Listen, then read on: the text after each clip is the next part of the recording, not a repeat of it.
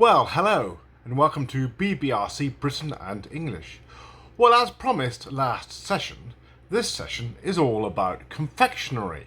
Now, as you well know, Britain has had a proud history of producing sweets, chocolate bars, boxes of chocolates, and various other luxuries over the years, which they have exported. Now, some of these companies have been up north, and there's some others that are well known producing other items such as the Mars bar Twix in Slough, which is in Berkshire, which isn't that far out of London, it's the county farther over. But there's Mars, Rowntree, Terry's, Trebor, Bassett and Cadbury's over the years, and I will be talking about that. But just as a late note with news breaking following the turmoil with the government over the last few days and the post-COVID policies on public spending and tax, etc. We now have a new Prime Minister about to take up office. He's called Rishi Sunak. He was the Chancellor under Boris Johnson, and he will replace Liz Truss. So any of you from abroad who perhaps don't get the rolling news, perhaps get a few days later, there you are. If you hear this before, you'll know the news is going to break about Rishi Sunak in your own country. Well, back to the confectionery.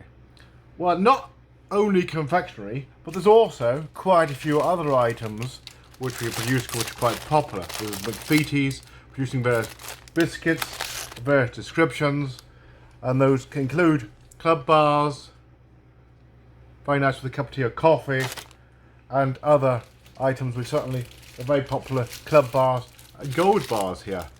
That's the gold bars. McVitie's, they're the orange, they've got an orange variety mint, and there's a few others as well now. I think there's a new one there, that's the new one there. That's actually the caramel, so look out for it. And these gold bars, another caramel bar, but slightly different in texture. It's more caramel rather than chocolate. And there's the mint variety of the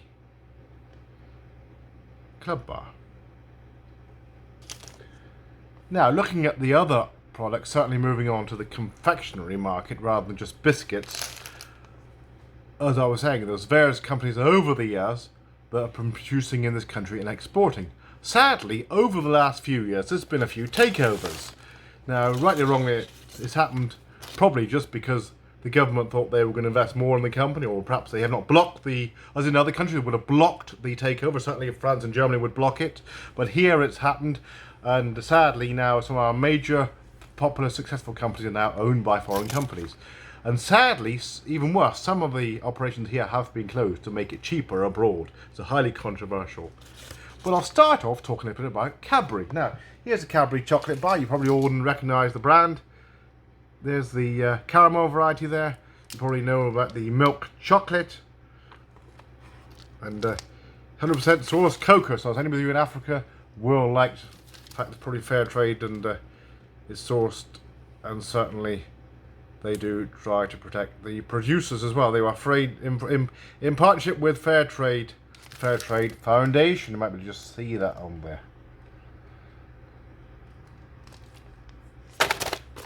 Another McVitie's bar there, hobnobs. Of course, there's a biscuit variety as well without chocolate as well. That's the chocolate bar. Well, John Cadbury. John Cadbury started in 1824 in Birmingham. Sadly, as I was saying just now, taken over by Kraft Foods and Mondelez in 2010. Highly controversial, and I don't know why. Certainly nobody really knows. They closed an operation in Glastonbury, Kraft Foods being American. I think certainly Mondelez has got operations in Eastern Europe. Formerly Coca-Cola and Cadbury Schweppes. Then Cadbury Schweppes until 2008, so it's had various name changes. They've taken over a few other companies as well over the years. The second largest confectionery brand in the world after Mars. Of course, you all know Mars bars. Operates in 50 countries worldwide. Dairy Milk, Cream Egg, Roses, Flake are some of the brands. It's family business. George was the son, George Cadbury. Developed Bourneville. Now that's a big village. I think they were Quakers. They treated the employees very well. And that's where the Cadbury's Museum is. So if you're ever around Birmingham, try and go to the Cadbury's Museum at Bourneville, just outside Birmingham. That's a name also synonymous with chocolate products, Bourneville. And that's the home, as I say, of the Cadbury's Museum, where you'll get to taste some chocolate as well there. Certainly, and that, well worth a visit. Bournemouth, 1879. Well, it was a village designed to give workers the best living conditions. Of course, revolutionary of the times. Cadbury was granted a royal warrant from Queen Victoria first in 1854. Queen Elizabeth granted the company a royal warrant in 1959, which they held until her death, which was this year, as you know. So that was 1955 till 2022. Cadbury's also owns, which it took over a few years ago, Treebor Bassett, two major names you've probably heard of. Various confectionery, they make sweets and mints, etc. Licorice, all sorts, well-known soft mints. In 1875, they started producing Easter eggs. 1905, dairy milk, few dates here.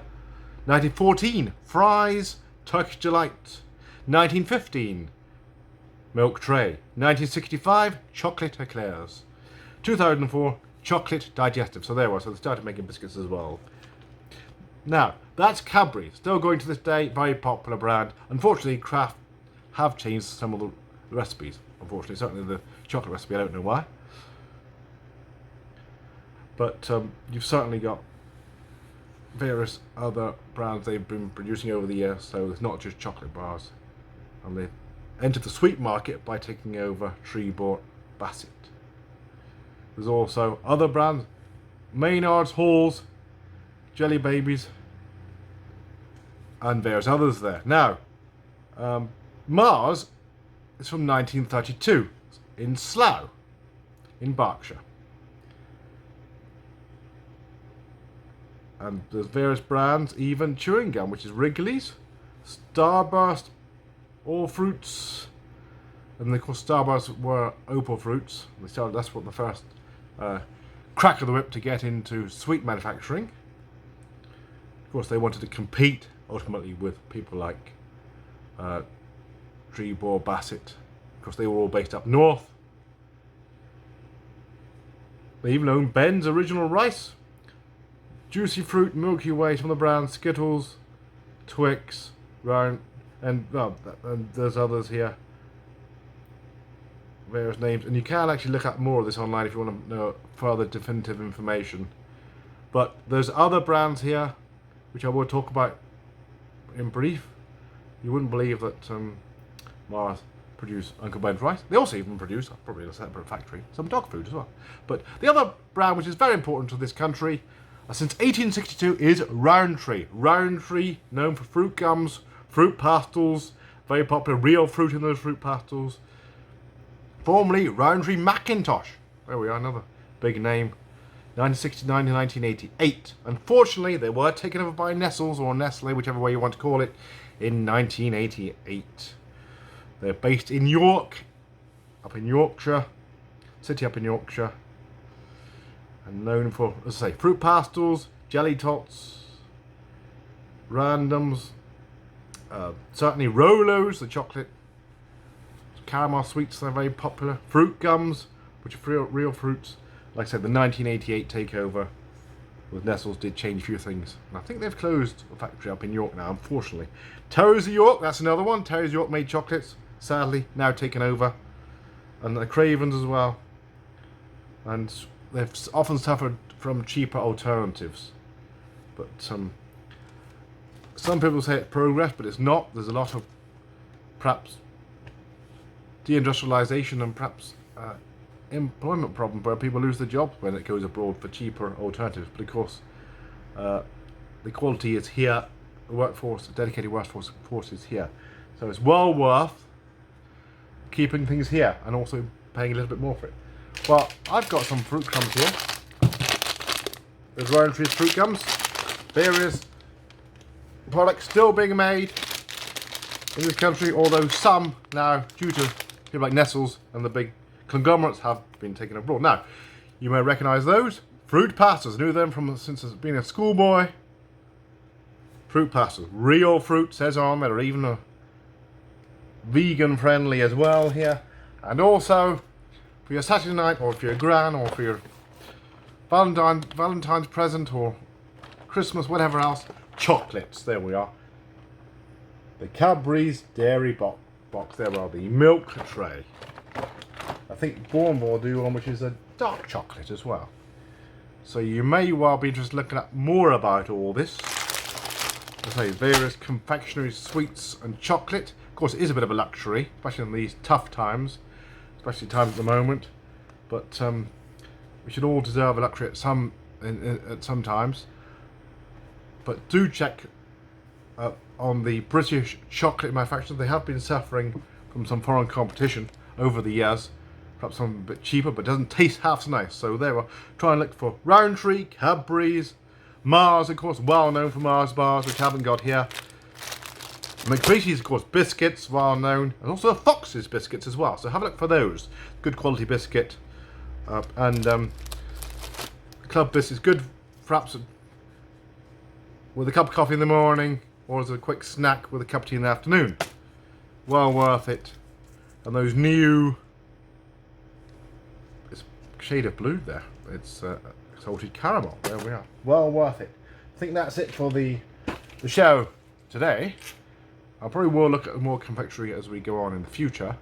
But I know those of you who are interested in English, finding out about England, English products, and tasting and sampling produce here, you will like to perhaps know more about it, and you're quite happy to hear about it. So I try to include a bit of variety here. Thanks very much for joining me here today. Thank you very much. Bye-bye now.